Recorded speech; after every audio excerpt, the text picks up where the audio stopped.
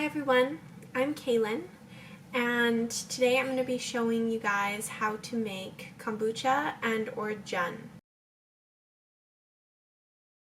So kombucha and jun are fermented beverages made from brewed tea and a sweetener like sugar or honey, which are packed with vitamins and minerals and probiotics. And you can do lots of reading online about the benefits and like nutritional value and things like that of kombucha and jun, but today I'm just going to show you how to make it. So first of all, you will need a big jar. So this is my jar. You can either have a 1 to 2 gallon jar.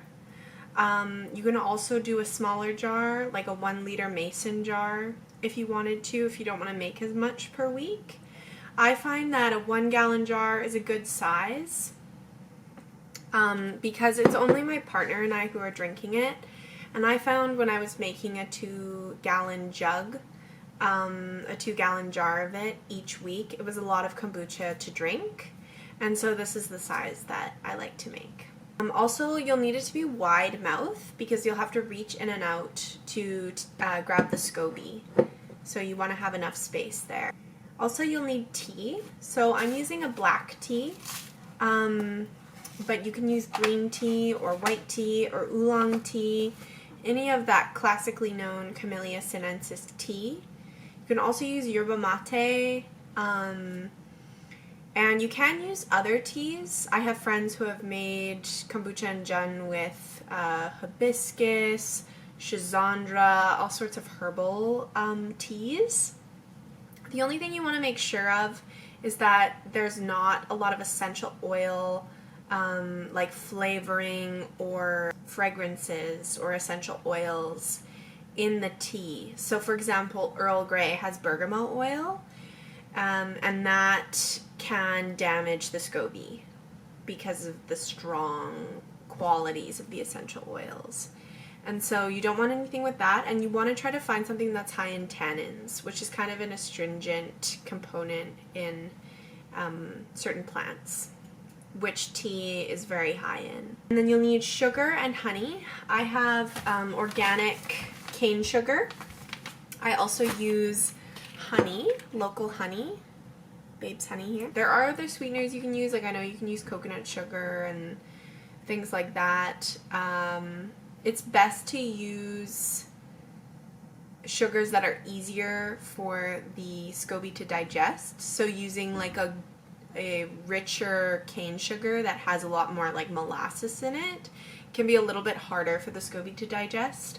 So that's why I use just the organic cane sugar that's a little bit more broken down. You'll need water, so filtered water or spring water. If you are using just regular tap water, it's best to boil it and then let it sit out for a bit so that the chlorine can evaporate out, because it can damage the Scoby. You want a cloth, so just a clean tea towel or a paper towel. You can also use cheesecloth. Just make sure that the holes aren't too large in it because bugs can get in. So you can use cheesecloth, just make sure that the weave is nice and tight. Or you can use paper towel and then an elastic to secure your towel or whatever you're using over the jar that the Scoby is fermenting in. And you want something breathable because the Scoby needs oxygen in order for the kombucha to complete its fermentation process. And then you'll need a Scoby. So this is my Scoby here.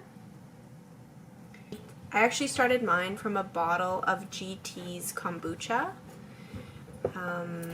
And you can look up online how to start Scoby from store-bought kombucha. It's really easy. It just takes a couple of weeks, but it's really easy to do. And then you'll also need some starter liquid with your Scoby, so make sure you have that. You can do it without, but it's best to have it. You'll want a measuring cup, which is what I measure my sweeteners in.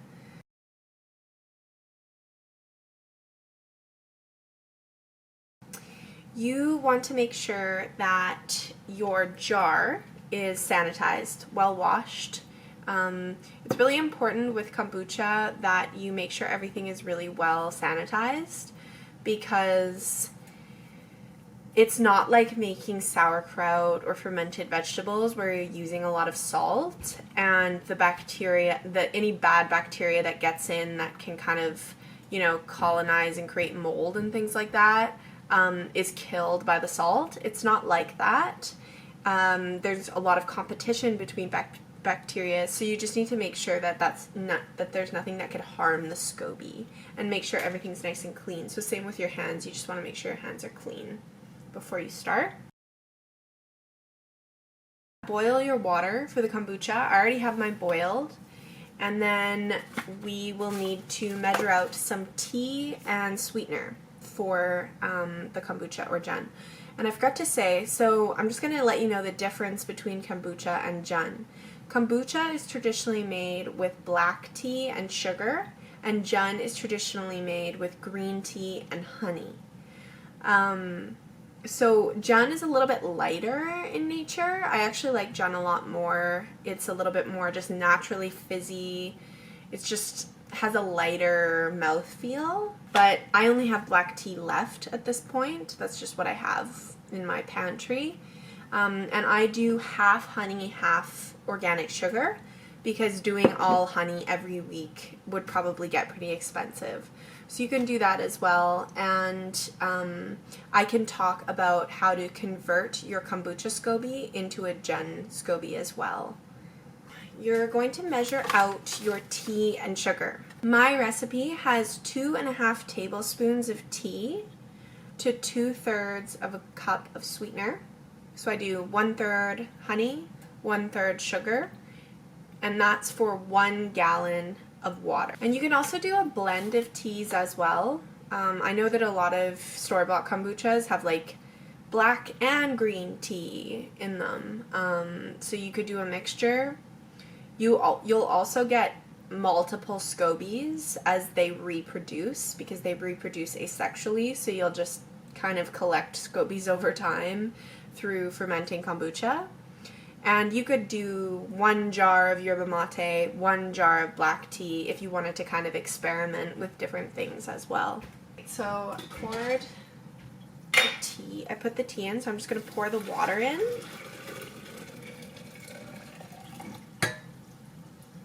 And ideally you leave a little bit of room to put your Scoby in and your starter liquid. So I'll pour my sweetener in now, and I just kind of use some hot liquid on the side of the jar, on the side of the measuring cup, just to make sure that you get all the sweetener out and you don't waste anything. And then you want to give it a really good stir to make sure that the sweetener is all mixed in and dissolved into the water. Now you just want to let your tea cool, because you don't want to put the Scoby in the hot water. I usually will leave mine for several hours, and then you get kind of the most that you can out of the tea as well. But in a pinch, yeah, just wait until it cools. Then we can add the Scoby and the starter liquid into the tea. Once you've done that, you'll put your clean towel, paper towel, or cheesecloth and your elastic over top of the jar, and you can leave your kombucha to ferment in an open place. So don't put it in a cupboard or anything like that, so that it can interact with the natural yeasts and bacteria that are in your home and in its environment. And you'll want to leave it there for 6 to 8 days. Usually it's 7, but depending on how warm your house is, how warm the season is, how active the bacteria and yeasts are, it can take longer or a shorter amount of time. So I would start to taste the kombucha or Jun at about 6 days. And then once it's a little bit sour, a little bit sweet, that's when it's ready. And at that point, you take out your Scoby with clean hands, and you want to put it in a clean bowl or jar with a little bit of starter liquid, so a little bit of tea, a little bit of kombucha from that last batch that you just fermented. You want to take the Scoby out and add some of that kombucha, that fresh brewed kombucha, to your Scoby, just so it has some liquid to hang out in. And then you can either, if you're going to make a fresh batch right away, you can leave the Scoby on your counter and just to have it wait. Or if you want to put it away, take a break for a week or more, you can put the Scoby with your starter liquid in a jar in the fridge. And you can keep your Scoby in the fridge for like a month or two. I've kept mine in there for even longer, and it'll just go to sleep and it won't ferment in there. And then at that point, you just start the fermentation process again. So you would clean your jar, brew your tea, let it cool. Once it's cool, add in the Scoby again, and then just restart that process. And with the kombucha that you just fermented, you'll want to do a second fermentation. So stay tuned for my next video where I show you how to flavor and carbonate and bottle your delicious kombucha. Thanks for watching.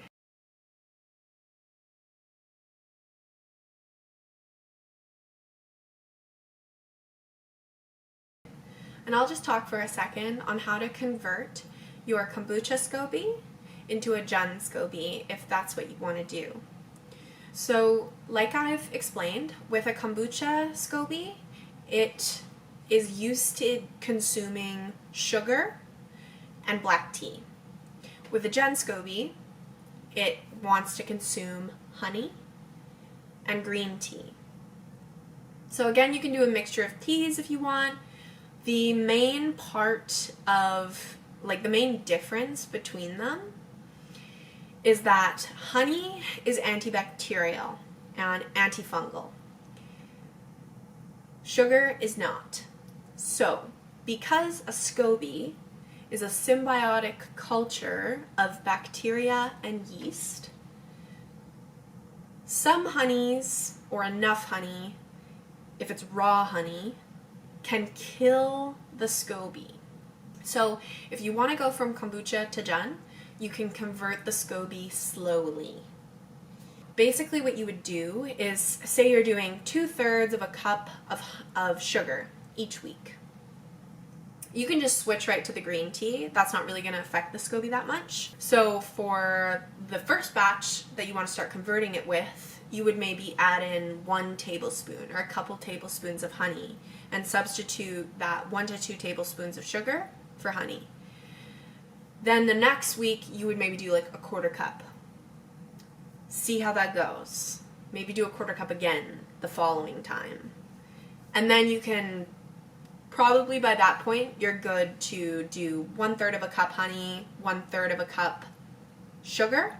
If you want to go all the way to just honey, you basically just keep following that process of just like weaning it off sugar and getting it more used to honey. Okay, I hope that's helpful.